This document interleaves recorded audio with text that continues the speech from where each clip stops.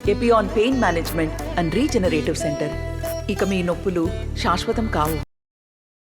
పశ్చిమ గోదావరి జిల్లా వ్యాప్తంగా నిన్న 7 గంటలకు ఉదయం 7 గంటల నుంచి సాయంత్రం 6 గంటల వరకు జరిగిన పోలింగ్ నేపథ్యం చూసుకుంటే దాదాపు జిల్లా వ్యాప్తంగా కూడా ప్రశాంతంగా జరిగిందని చెప్పుకోవచ్చు. కొన్ని చోట్ల కాస్త ఈవీఎంలు మొరాయించడంతో వాటికి సంబంధించి చెక్ చేసిన అనంతరం కూడా కొంచెం పోలింగ్ అనేది ఆలస్యమైంది. ఈ నేపథ్యంలో ఆ ఓటింగ్ అనేది కూడా సరళి బట్టి చూస్తే మనం 9 గంటలు 10 గంటల వరకు కూడా ఓటింగ్ అనేది జరిగింది. పూర్తి స్థాయిలో కూడా అధికారులు ఎక్కడికక్కడ సమన్వయంతో పనిచేశారని చెప్పాలి. చెదురుమదురు ఘటనలు మినహా అంతా కూడా ఎన్నిక ప్రశాంతంగా పూర్తయింది. పూర్తిగా కూడా జిల్లా వ్యాప్తంగా 81.12% ఓవరాల్గా పోలింగ్ శాతం నమోదైంది. అత్యధికంగా దాదాపు 83.10 పాలకొల్లులో ఈ శాతం నమోదైంది.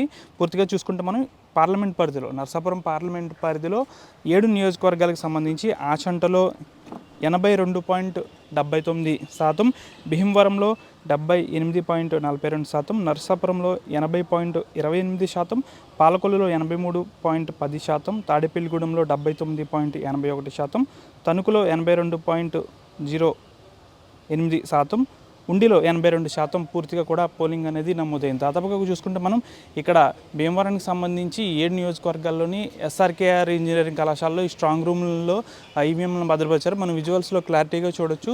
ఏదైతే స్ట్రాంగ్ రూముల వద్ద భద్రపరిచిన ఈవీఎంలకు పూర్తిగా కూడా సెక్యూరిటీ అనేది కల్పించారు. ఇటు సిఏఎస్ఎఫ్, బీఎస్ఎఫ్ అధికారులతో పాటు స్థానిక పోలీసు ఉన్నతాధికారులతో పాటు ఇక్కడ లోకల్గా ఉన్న రెవెన్యూ డిపార్ట్మెంట్ అధికారులతో కూడా పూర్తి స్థాయిలో భద్రతను ఏర్పాటు చేశారు. ఈవీఎంలకు కట్టుదిట్టమైన భద్రత ఏర్పాటు చేశారు. అయితే నియోజకవర్గ వ్యాప్తంగా చూసుకుంటే అన్ని నియోజకవర్గాల్లోనూ పోలింగ్ అనేది ప్రశాంతంగా కొనసాగింది. ఈవీఎంలలో ఎమ్మెల్యే అభ్యర్థుల భౌతవ్యం అయితే ఉందని చెప్పాలి. జూన్ 4వ తేదీన వీరందరి యొక్క భౌతవ్యం బయటపడనుంది. దాదాపు కూడా ఎవరి గెలుపుకి వారు ధీమా వ్యక్తం చేస్తున్నారు. ప్రస్తుతం అయితే ఈవీఎంలకు సంబంధించి పూర్తి స్థాయిలో భద్రత భీమవరం ఎస్ఆర్కేఆర్లో చేశారని చెప్పొచ్చు. వీడియో జనశేఖర్తో మన ఆర్టీవీ పశ్చిమ గోదావరి నుంచి.